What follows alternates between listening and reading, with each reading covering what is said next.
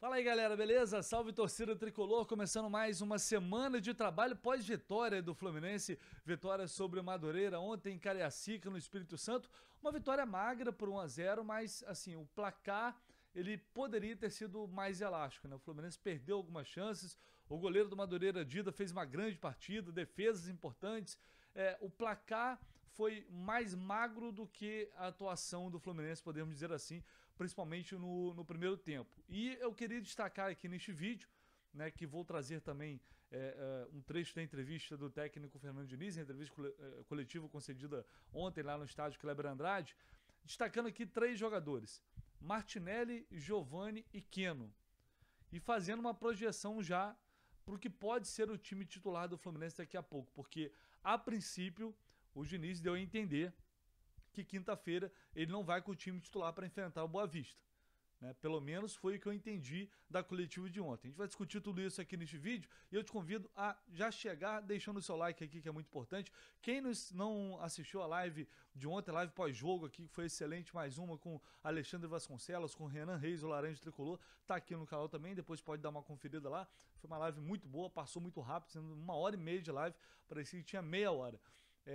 Enfim, e claro, você que não está inscrito aqui no canal do Leste, eu te convido para fazer sua inscrição, que é muito importante, seu apoio é fundamental para a gente bater essa meta de 50 mil inscritos aqui no canal quanto antes e depois partir para muito mais, partir rumo aos 60, 70, 80, 90, 100 mil e claro, tudo isso só será possível graças à sua presença aqui, ao seu apoio, ao seu engajamento com like, com comentário, enfim... compartilhando aí nos grupos do WhatsApp também, que é muito importante. Convido vocês porque realmente é fundamental, tá bom?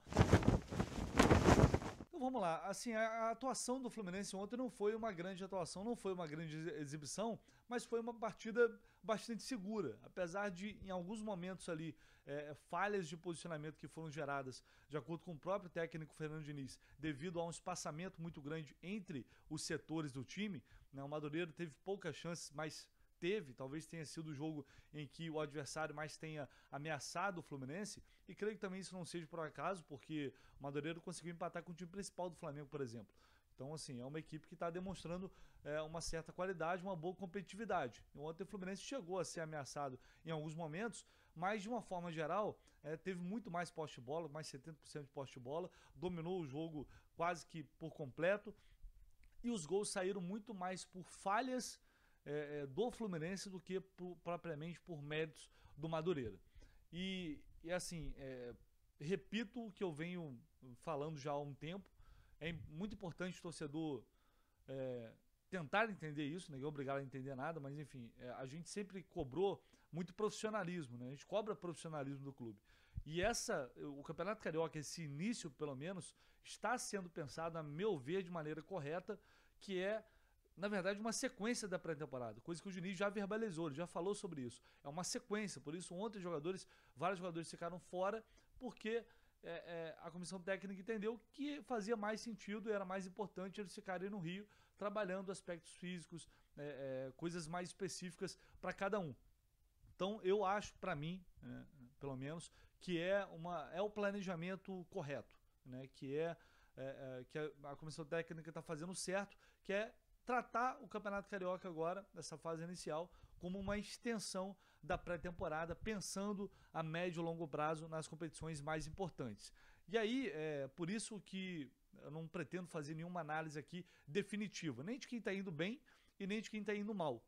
Mas é claro que a gente vai observando alguns detalhes, a gente vai observando alguns jogadores com bons desempenhos, e isso não deixa ele ser animador, evidentemente. Muita gente fala, mas é campeonato carioca, é time fraco. Gente, é o que a gente tem para analisar agora. É o que a gente tem para formar algum tipo de opinião agora.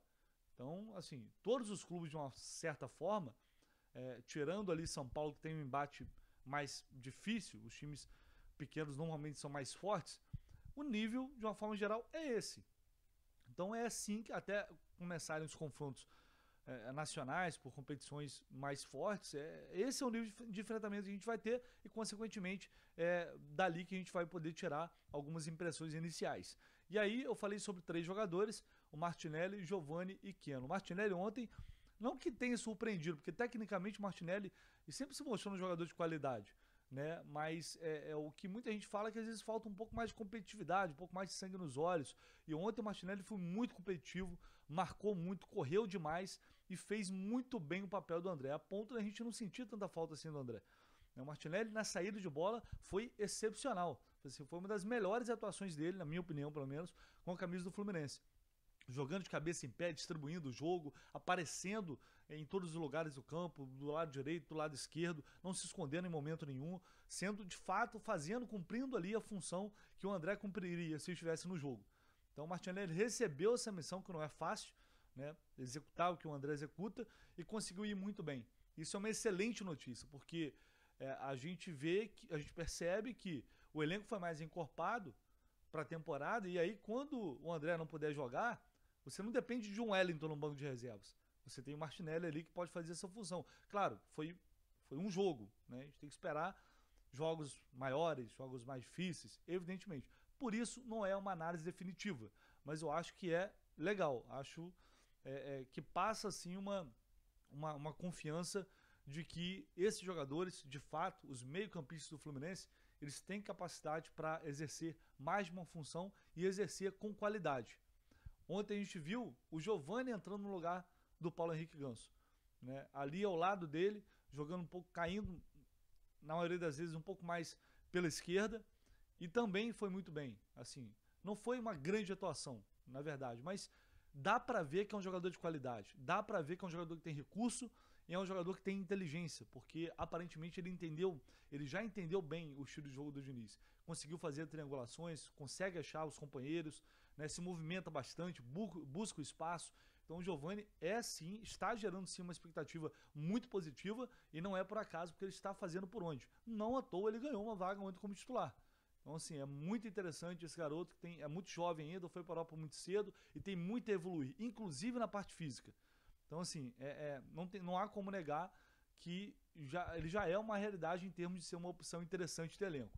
E ontem o Diniz falou, o Giovani foi um grande acerto. A vinda do Giovani lembra um pouco o que aconteceu em 2019, com o Caio Henrique, que pouquíssima gente conhecia, com o Alan, que pouquíssima gente conhecia. E um jogador que saiu muito precocemente do Brasil para o Ajax e não conseguiu, nesse primeiro momento, se firmar na equipe principal lá, e retornou muito bem indicado. A gente acabou assistindo os jogos dele lá no Ajax que ele fez, principalmente na equipe B. E a perspectiva que tinha dele aqui no Brasil, quando ele jogava no Santos, a gente resolveu trazer, e acho que foi se mostrado um grande acerto. Acho que a tendência dele é de evolução. É um menino que também tem as características assim que se assemelham àquilo que produz em Xerém, jogador técnico, jogador versátil.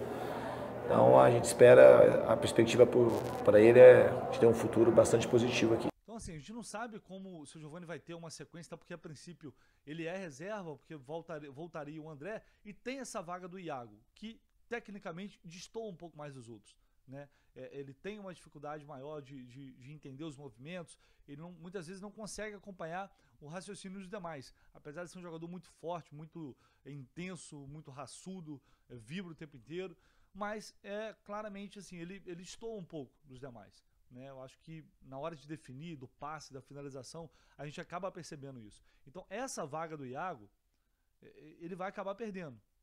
E aí vai abrir um espaço no time. E a dúvida que fica vai entrar o Giovani ou o Keno, que entrou muito bem ontem? Será que já está na hora, Diniz, de colocar o Keno como titular? Porque ontem ele entrou atazanando a zaga do Madureira lá pelo lado esquerdo, provocou o primeiro cartão do jogo, muito boas jogadas, poderia ter feito o gol, o Dida fez uma defesaça na cabeçada dele. Para mim foi uma atuação muito boa do Keno. E é importante também destacar que o Keno foi titular num jogo em que o Fluminense atuou com o time de reserva, gente. Então, assim, é claro que isso tem um impacto, né? O coletivo, quando você tem um bom coletivo, o coletivo funcionando, você faz com que as individualidades elas também apareçam. E quando esse coletivo não funciona, é claro que também há uma consequência individualmente para cada um, né? Aí o efeito é negativo em cima da individualidade.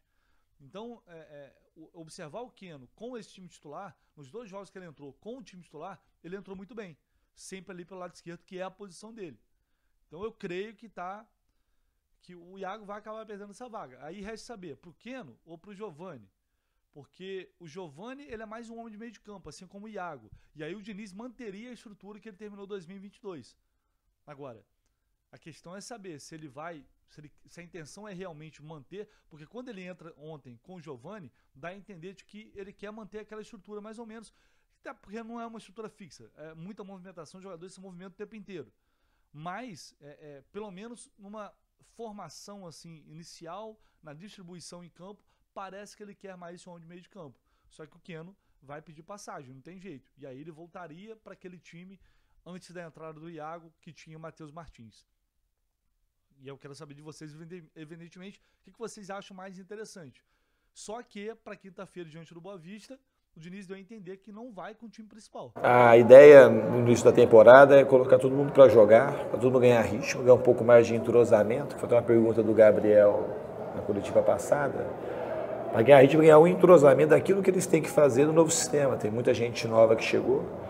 E isso não é novidade para ninguém. Eu gosto de repetir time. Em determinado momento a gente vai começar a repetir a equipe. Eu não sei te precisar quando, mas a estratégia desse momento, assim, a gente está num período ainda para mim, ainda de pré-temporada. A pré-temporada do Fluminense ainda não terminou. A gente não está usando os jogos especificamente para fazer a pré-temporada. Eu estou botando os times, os melhores times para poder ganhar as partidas.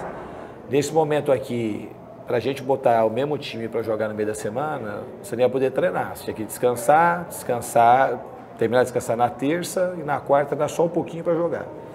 Então a gente consegue descansar um pouco e começar a treinar, dar mais conteúdo, tanto para os jogadores que jogaram hoje, como aqueles que devem jogar na quinta. Então, assim, para mim ficou claro que ele disse que o time, né, só terminaria de descansar na terça-feira para treinar leve na quarta e ter que jogar na quinta.